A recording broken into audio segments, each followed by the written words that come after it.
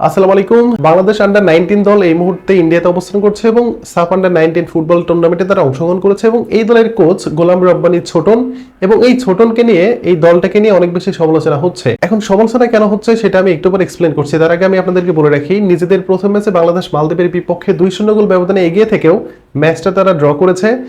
ভুটানের মতো একটা দলের সাথে মাত্র 3টা গোল দিয়ে তারা ম্যাচটা জিতেছে এবং প্রথম দল হিসেবে টুর্নামেন্টে তারা সেমিফাইনাল কোয়ালিফাই করেছে। তো অনেকে বলতে পারেন যে রেজাল্টটা তো খুব খারাপ না, ভালো রেজাল্ট করেছে বাংলাদেশ, প্রথমেই সেমিফাইনাল তারা নিশ্চিত করেছে। কিন্তু যারা খেলাগুলো দেখেছেন বা গোলাম রব্বানী ছোটনের যে ট্যাকটিক্সগুলো যারা ফলো করেছেন, মানে আপনি বলতে পারেন যে আজ থেকে 30-35 বছর আগে ফুটবলটা যেমন ছিল বা তখনকার কোচরা যেভাবে ফুটবলটা শিখিয়েছেন বা মাঠে খেলিয়েছেন, এই ধরনের একটা ফুটবল যদি এই 2025 সালে এসে অ্যাপ্লাই করা হয় তাহলে কিন্তু ভাই এটা কোনোভাবেই মানা যায় না। এবং একই সাথে আপনার দলে 2জন প্রবাসী ফুটবলার রয়েছে, আব্দুল কাদের, সাইদ আফতাব, এদের মতো ফুটবলারদেরকে আপনার সুযোগ দিতে হবে। দেখেন, গোলাম রব্বানী ছোটন প্রথমে বলেছিলেন যে প্রবাসী ফুটবলার হিসেবে আপনি বাংলাদেশে আসবেন, আপনাকে সুযোগ দেওয়া হবে। এটা কিন্তু কোনোভাবেই সম্ভব না। এটার সাথে আমিও একমত। আপনার নামের পাশে প্রবাসী ফুটবলের ট্যাগলাইন থাকলেই যে আপনাকে খেলাতে হবে বিষয়টা কিন্তু এরকম না। আপনাকে প্রপার ট্রেনিং বা আপনাকে প্রপার ট্রায়াল দিয়ে তারপরে কিন্তু জাতীয় দলে বা বয়সভিত্তিক যে দল এইগুলোতে আপনাকে খেলার সুযোগ দিতে হবে।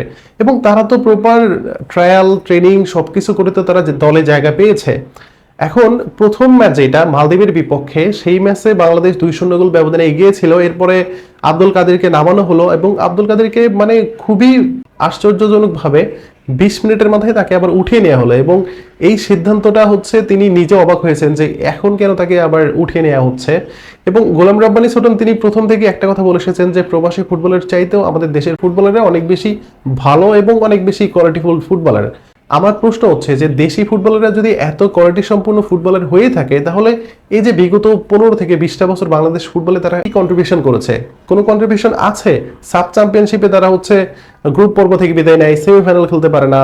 মাত্র কয়েকদিন হলো শুরু হয়েছে, জামাল ভুঁইয়া, তারেক কাজী আসার পরে, এরপরে হামজা চৌধুরী আসার পরে বাংলাদেশ ফুটবল একটু একটু করে উপরে ওঠা শুরু করে দিয়েছে। এবং যে প্রবাসী ফুটবলারগুলো আসা শুরু করেছে তারা মোটামুটি ভালো খেলে, খারাপ খেলে তো তারা দলে তো জায়গা পায়নি।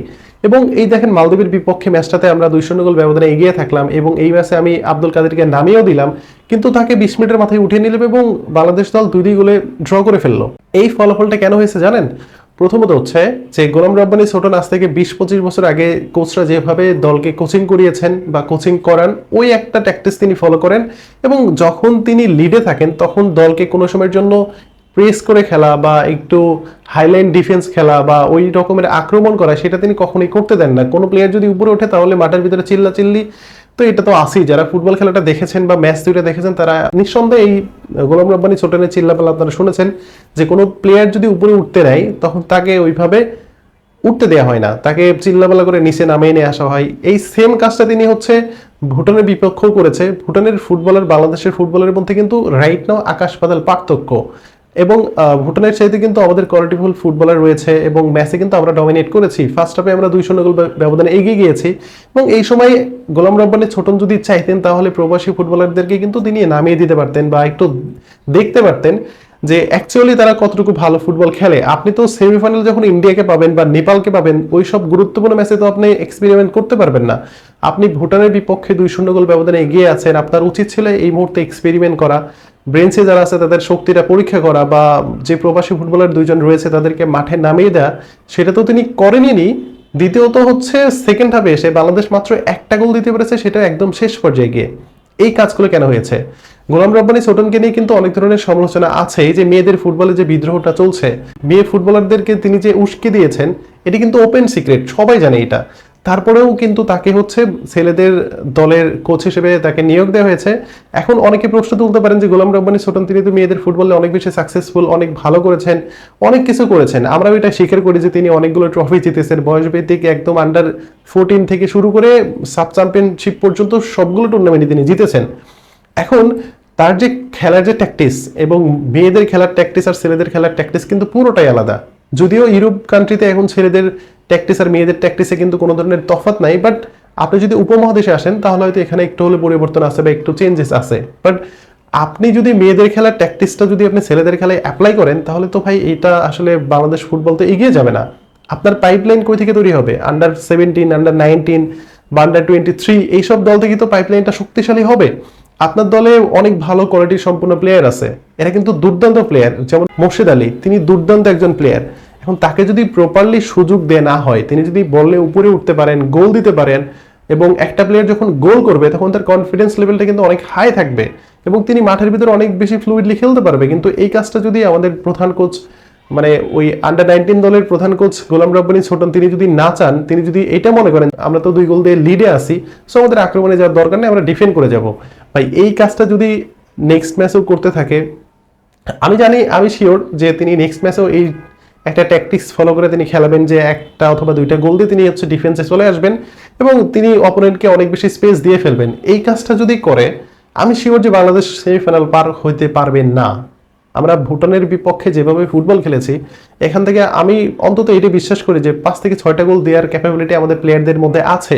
এবং আমি শিওর যে যে দলটা মাঠে খেলছে এখানে তাদের ইন্ডিভিজুয়াল পারফরমেন্সের কারণেই ম্যাচগুলো জিতেছে। এখানে গোলাম রব্বানী ছোটনের কোনো ধরনের কোনো অবদান নাই।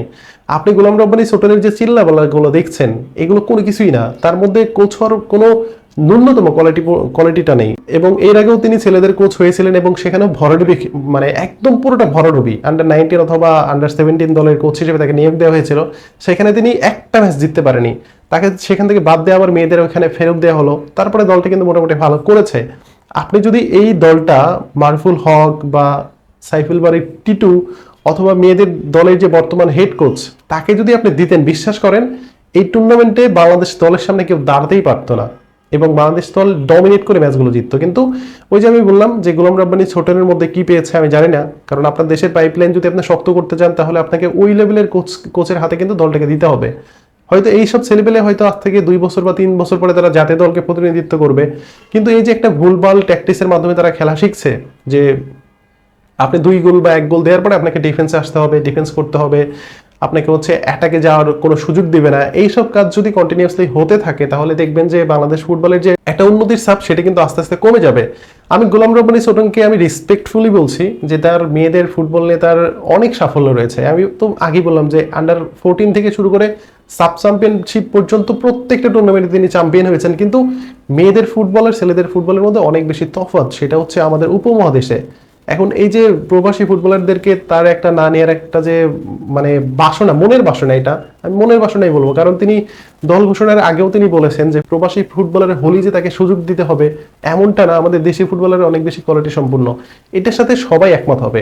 আপনি যদি দেখেন যে একজন ফুটবলারের নামের পাশে প্রবাসী ট্যাগ লাইন আছে, তাকেই যে খেলাতে হবে বিষয়টা কিন্তু এরকম না।